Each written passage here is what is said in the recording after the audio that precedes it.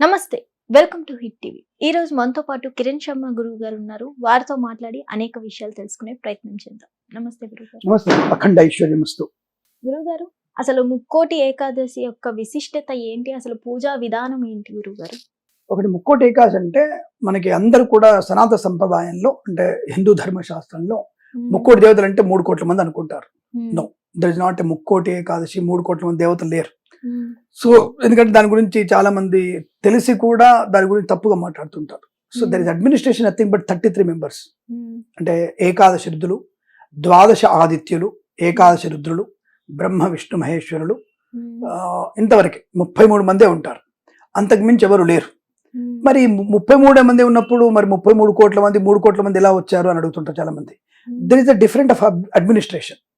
ఇప్పుడు ఇక్కడ తెలంగాణ ప్రభుత్వం, ఆంధ్రప్రదేశ్ ప్రభుత్వం, భారతదేశ ప్రభుత్వం అంటారు తప్ప భారతదేశంలో 30 కోట్ల మంది 30 లక్షల మంది ఉద్యోగస్తులు ఉన్నటువంటిది అనగా ఇప్పుడు అంటే ఇప్పుడు ప్రభుత్వం, ఇప్పుడు సపోజ్ ఆంధ్రప్రదేశ్ ప్రభుత్వం ఉంది అనుకుందాం.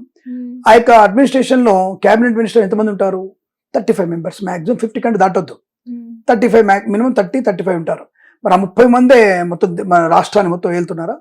రేవంత్ రెడ్డి గారి ప్రభుత్వంలో ఉన్నటువంటి 30 మంది మంత్రులందరూ కలిసి రాష్ట్రాన్ని వెళ్తున్నారు. అందరు మంత్రులు పోయి ఎంసీహెచ్లో పనిచేస్తారా? అందరు మంత్రులు పోయి దేవాలయంలో పనిచేస్తారా? అందరూ మినిస్టర్లు పోయి వాళ్ళ పనులు చేస్తున్నారా? అది ఒక శాఖ పెట్టుకొని శాఖ కింద మళ్ళీ డిఫరెంట్ క్యాడర్లు ఉన్నాయి. క్యాడర్లు ఉన్నాయి కదా. మరి ఆఫ్టర్ ఆల్ నువ్వు పాలించి 6 కోట్ల మందికే నీకు 2 లక్షల మంది దగ్గర పెట్టుకొని మరి మీతో 2 లక్షల మంది ఎక్కడ ఉన్నారు సార్ అంటారు మళ్ళీ మీరు. So there is 2 lakhs members. అంటే మన దేశం మొత్తంలో నాకు తెలిసినంత వరకు 6,357 మంది ఐఏఎస్ ఆఫీసర్లు ఉన్నారు.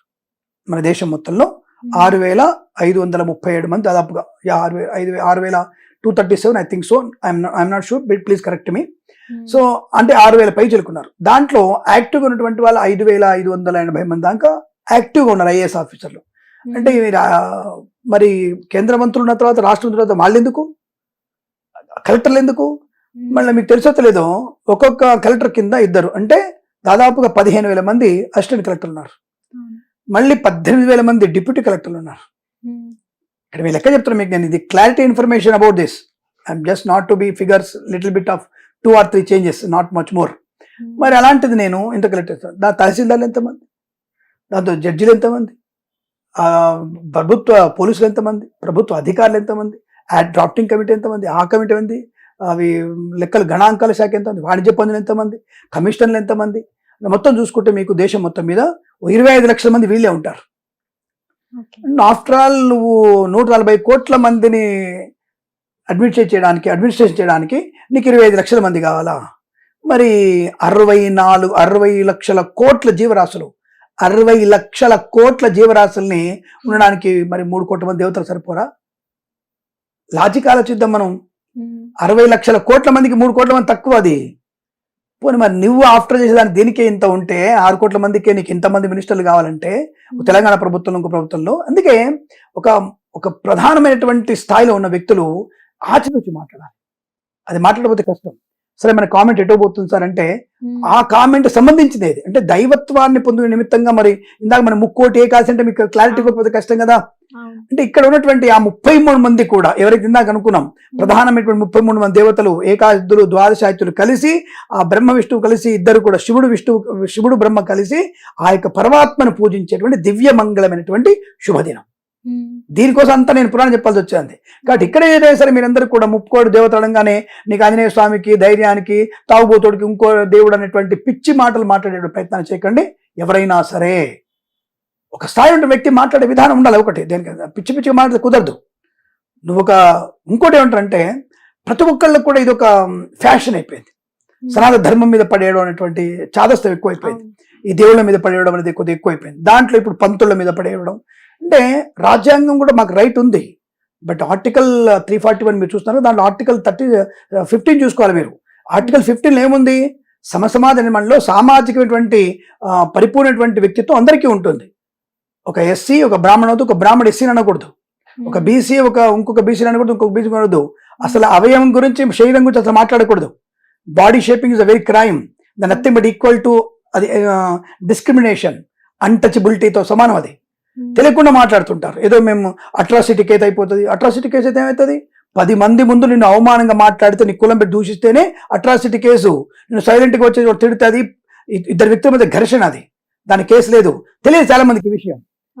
తెలియకుండా పోయి కేసు పెట్టగానే అయిపోద్ది అనుకుంటారు. Never, impossible. అది నిన్ను 10 మంది ముందు నీ కులాన్ని పెట్టి అవమానంగా మాట్లాడితే అది అట్రాసిటీ కేసు, అంతే తప్ప నీ దగ్గరకు వచ్చేసి నిన్ను చెవులో పెట్టి మీ ఇద్దరు ఘర్షణలో తిట్టుకొని నువ్వు బాపనోడా అంటావు, నువ్వు మాదిగోడాని, నువ్వు మాలోడాని, నువ్వు బాపనోడా, నువ్వు రెడ్డిోడా అనుకుంటే అది కూడా కాదు. సరే, మన టాపిక్ ముక్కోటి ఏకాదశి. ఎందుకంటే ఇన్ఫర్మేషన్ మనకి వెళ్ళాల్సిన విషయం ఇది. ధార్మికమైనటువంటి విషయాలు చెప్తున్నప్పుడు సమసమాజ నవ సమాజంలో ఉన్నప్పుడు ప్రతినిధులు కానీ ప్రజాప్రతినిధులు హిందువులందరూ ఓటేస్తేనే నువ్వు గెలిచావు. ఇతర వేరే చిన్న తరగతి ఉన్నటువంటి వ్యక్తులు కానీ చిన్న కానీ మైనార్టీస్ ఓటేస్తే నువ్వు గెలవాలా? అట్లయితే నువ్వు గెలవవు, ఇంపాసిబుల్. అది నువ్వు మొత్తం హిందువులందరూ ఓట్లు వేస్తేనే ప్రధానమంత్రి అయ్యావు, ముఖ్యమంత్రులు అయ్యారు మీరు, లేకపోతే మీరు ఎవరు అవ్వరు. బికాస్ ఆఫ్ మేజర్ పార్ట్ ఉన్నటువంటి వ్యక్తుల్ని తప్పుగా అంటే నువ్వు అందరం ఎక్కిన తర్వాత కింద నువ్వు మా యొక్క గోతులు తవ్వుతున్నావు అని చెప్పాల్సి వస్తుంది. కాబట్టి అందుకనే ఎటువంటి సామాజికమైనటువంటి వ్యవస్థలో మన టీవీ ద్వారా, ఎందుకంటే హిట్ టీవీ ఒక పవర్ఫుల్ ఛానల్గా ఉంది కాబట్టి ఇలా నేను దీని గురించి స్పష్టంగా చెప్తున్నాను. నేను ఇక్కడ ముక్కోటి ఏకాదశి మళ్ళీ వచ్చేద్దాం. చాలా మందికి ముక్కోటి ఏకాదశి, వైకుంఠ ఏకాదశి వేరు వేరు అనుకుంటారు. రెండు ఒకటే. మనకి డిసెంబర్ 30వ తేదీకి వచ్చేటువంటిది. మనకి తిరుమలలో టికెట్లు కూడా దాదాపు అమ్ముడుపోయినాయి మనకి. అంటే అందరూ కూడా క్యూలు కడుతున్నారు ఆ విషయంలో. అంటే భగవద్ దర్శనం, ఆయన సర్వాంగమైనటువంటి స్మృతిలో ఉంటూ భగవంతుడు తన యొక్క శుభమైనటువంటి అంటే ఒక అందరికి కనిపించే దివ్యమంగళ రూపం, అటువంటి దివ్య రూపం మనకి వైకుంఠ ఏకాదశి, ముక్కోటి ఏకాదశి డిసెంబర్ 30వ తేదీ వచ్చింది. కాబట్టి ఆ రోజున స్వామి వారిని ఉత్తరం ముఖద్వారంలో మనం చూసుకుంటే మనకి విజయం ప్రాప్తిస్తుంది, మరుజన్మ ఉండకుండా ఉంటుంది, సద్బుద్ధి కలుగుతుంది, 10 మంది కలిసిమెలిసి ఉంటాము, మతాలకి కులాలకి అతీతంగా ఉంటూ సర్వమైనటువంటి మానవాళిగా ఉంటామనేటువంటి భావనతో నమస్కారం చేసుకునేందుకు ఆ దివ్యమంగళ స్వరూపం మనకి ఉత్తర ముఖం ద్వారా కనబడుతుంది. అంతకుమించి ఏం లేదు. ఈరోజు విశేష పూజలు ఉంటాయి. ఆ 33 మంది దేవతలు అనుకున్నాం కదా మనం స్టార్టింగ్ లో. 3 కోట్ల మందికి ప్రతినిధులు ఉంటాడు. 33 మంది క్యాబినెట్ దేవుళ్ళు అంటాం కదా. ఈ క్యాబినెట్ దేవుళ్ళందరూ కూడా ఆయన్ని ఈ రోజున అనేక స్తోత్రాలతో, ఆయనకి తిరుప్పావేలా కానీ, విష్ణు సహస్రనామాలు కానీ, పురుసూక్త విధానం కానీ, పంచసూక్తాల విధానంతో, రుద్రనమ్మక చమకాలతో ఆయన పూజించి, సేవించి, అభిషేకించి, పుష్పమాలకు చేసి, ధూప దీప నైవేద్యం కలిగించి అటువంటి దివ్యమంగళ స్వరూపాన్ని చూసి, ఆయన మమ్మల్ని కరుణించు, మమ్మల్ని కాపాడు, నీ నామమే మాకు శ్రేష్టమైనది, నీ నామాన్ని జపించేటువంటి తత్వాన్ని మాకు కలిగించు, మాలో మంచి అనేటువంటి వృక్షాన్ని మొలకించు, ఒక మొక్క నాటు మంచి అనేటువంటి వృక్షానిగా మార్చమని మనం ప్రాధేయపడేటువంటి ఉత్తమమైనటువంటి రోజే ముక్కోటి ఏకాదశి. ఈ రోజు తప్పకుండా నక్తముగా ఉండాలి. అంటే ఏమి నిరాహారంగా ఉండాలి, తినకుండా ఉండాలి. స్వామివారి మీద పరిపూర్ణటువంటి శ్రద్ధతో శ్రీమన్నారాయణ మంత్రాన్ని జపం చేసుకోవాలి, శివనామ స్మరణ జపం చేయాలి, నారాయణ మంత్ర జపం చేయాలి, అమ్మవారిని తలుచుకోవాలి, నీకున్నంతలో పూజ చేయి. ఈ రోజున చేసేటువంటి దానం అనేది విశిష్టమైనది. ఏ కులం వారైనా సరే, ఏ మతం అయినా సరే, ఈరోజు ఎవరికనొకరికి పరోపకారంతో దానం చేయండి.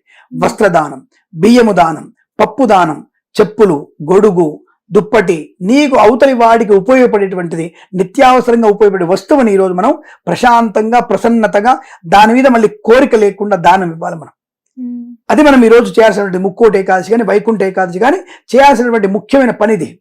ఈ పనిని మనం ముందు తీసుకెళ్లి అందరికీ మనం సేవ చేసి, ఈ శరీరం ఉన్నది కాబట్టి పరోపకారార్థం ఇదం శరీరం, ఈ శరీరాన్ని 10 మందికి ఉపయోగించేటట్టుగా మనం తీర్చుకోవడానికి ఆ యొక్క శ్రీమన్నారాయణుడి యొక్క అనుగ్రహాన్ని పొందుకొని మరుజన్మ లేకుండా ఈ జన్మలోనే శాశ్వతమైనటువంటి శుభయోగాలు కలిగించుకొని శుభాన్ని మాత్రం చేసి అంతిమంలో మోక్షాన్ని పొందుకోవడం తపనతో చేసేటువంటి ఉద్యుక్తమైనటువంటిది పని, సర్వశ్రేష్టమైనది, ఆ పరమాత్మనికి ఇష్టమైనది ఈ యొక్క ముక్కోటి ఏకాదశి. ఈ ఏకాదశి కాదు, ప్రతి ఏకాదశి విశేషమైంది. ఇందులో ముక్కోటి ఏకాదశిలో ఇందాక క్యాబినెట్ ఉన్నటువంటి దేవుళ్ళందరూ కూడా 33 మంది వచ్చి ఆయన సేవిస్తారు. కాబట్టి ఆ సమయంలో మనం కూడా అక్కడ తెల్లవారుజాము ఉంటే ఆ దేవుళ్ళతో పాటు మనం కూడా ఉంటుంది. ఆ దేవుడు మనకు కనబడరు. స్టార్ టెల్లర్ అనే ఒక సినిమా ఉంది మనకి, వాళ్ళు మనకు కనబడకుండానే మనతో ఉంటారు. కాబట్టి వాళ్ళతో మనం కూర్చుంటే సాక్షాత్ శ్రీమన్నారాయణ మనం కూడా చూస్తుంటాడు. వాళ్ళు చెప్పేటువంటి మంత్రాలు ఆయన వింటూ మనల్ని కరుణ వహిస్తున్నటువంటి భావనతో పొద్దున్నే తెల్లవారుజామున లేచి ఆయనకు పూజలు చేసి, ఆయనకి ఏదైనా సరే పదార్థాలు, బెల్లము, అటుకులు ఏవైనా నివేదన చేసి ఆ ప్రసాదాన్ని స్వీకరించిన వారికి అనుకూలంగా ఉంటుంది. మరునాడు ద్వాదశి రోజున, ఈ రోజు మొత్తం జాగరణ చేయాలి. ముక్కోటి ఏకాదశి మొత్తం జాగరణగా ఉండాలి. ఆ రాత్రి మొత్తం నువ్వు ఇచ్చినటువంటిగా పిచ్చి పిచ్చి సినిమాలు చూసుకుంటూ అంటావా మామ అంటావా అటువంటి పాటలు కాకుండా సవ్యంగా శ్రీమన్నారాయణ అనుకుంటూ మాటలతో ఆ చరిత్ర చదువుతూ భాగవత, భారత, రామాయణాలు చదువుకుంటూ వాటిని పిల్లలకి నేర్పిస్తూ ఆ రాత్రి మొత్తం జాగరణ చేసి మరునాడు మళ్ళీ స్వామిని పూజించి పంచామృతములు అభిషేకించి వస్త్రము, యజ్ఞోపవీతము ధారణ చేసి ఆయనకి ఇష్టమైనటువంటి ధూపదీప నైవేద్యాలు పెట్టి అప్పుడు 10 మందికి అన్నదానం చేసి నువ్వు భోజనం చేయాలి. అంటే పూజ రాత్రి అయిపోయింది. జాగారం చేయాలని కొంతమంది మధ్యాహ్నం పడుకుంటారు కదా, అది చెల్లుతుంది అస్సలు పనికాదు. 24 గంటలు పనికాదు. సూర్యోదయం నుంచి సూర్యోదయం వరకు జాగరణ చేయాలి. అసాధ్యం అనుకున్న వారు పర్వాలేదు. ఇప్పుడు నక్తం అంటే పూర్తి ఉపవాసం అంటారు కొంతమంది, అలా ఏమి శాస్త్రంలో చెప్పబడలేదు. కేవలం ఒక జ్యేష్ఠ మాసంలోనే ఏకాదశి రోజున దానికి మంచినీళ్ళు కూడా తాగకుండా ఉండాలి. దాన్ని నిర్జల ఏకాదశి అంటారు. నిర్జల ఏకాదశి, నీళ్ళు కూడా తాగకూడదు. ఆచమనం మాత్రమే చేసుకుని నీళ్లు తాగాలి తప్ప నువ్వు నీళ్లు కూడా తాగకుండా, అది నిర్జల ఏకాదశి ఒక్కసారి మాత్రమే ఉంది. మిగతా ఏకాదశిలలో నీకు ఒక పండు, ఒక గ్లాస్ పాలు, ఏదో కడుపులో ఉన్న అగ్నిదేవుడి కోసం నైవేద్యంగా భావించి ఒక పండు తినాలి తప్ప, ఆ శక్తి ఉంటే దేవుడు పూజించేది, భజన చేసేది, గాత్రం రావాలిగా, స్తోత్రం చేసేటువంటి శక్తి రావాలిగా. కాబట్టి ఆ ఒక పండు పాలు తాగేసి నువ్వు చేసుకోవచ్చు.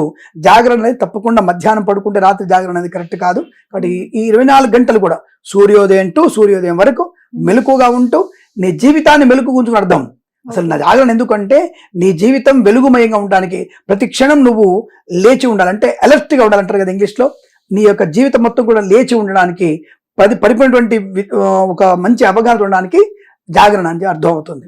అలా చేసిన వారికి అద్భుతమైనటువంటి ఆ యొక్క పరమేశ్వరుడి పరమాత్మ యొక్క అనుగ్రహాన్ని పొందుకొని, అష్టైశ్వర్యాలు పొందుకొని, మోక్షానంతరం అంటే మరణానంతరం జీవనం పోయిన తర్వాత మోక్షాన్ని పొందుకునే అవకాశం ఉంటుంది. అందుకే ముక్కోటి ఏకాదశి విశేషమేదని చెప్పబడుతోంది. అఖండ ఐశ్వర్యమస్తు. నమస్కారం.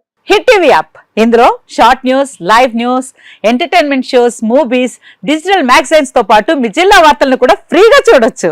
ఇంకెందుకు ఆలస్యం, వెంటనే హిట్ టీవీ యాప్ ని డౌన్లోడ్ చేసుకుని ఫ్రీగా ఎంటర్టైన్మెంట్ పొందండి. Hit TV app. Hit TV app. Please download hit TV app. Hit TV app ని ఫ్రీగా డౌన్లోడ్ చేసుకుని ఎంజాయ్ చేయండి. మీకు నచ్చిన ఎంటర్టైన్మెంట్ కోసం హిట్ టీవీ యాప్ ని ఫ్రీగా డౌన్లోడ్ చేసుకుని ఎంజాయ్ చేయండి. హిట్ టీవీ యాప్ ని డౌన్లోడ్ చేసుకుని ఆస్వాదించండి, ఆశీర్వదించండి. ఇంతమంది సెలబ్రిటీలు హిట్ టీవీ యాప్ ని డౌన్లోడ్ చేసుకోండి అని చెప్తున్నారంటే ఎంత మంచి యాప్ ఆలోచించండి.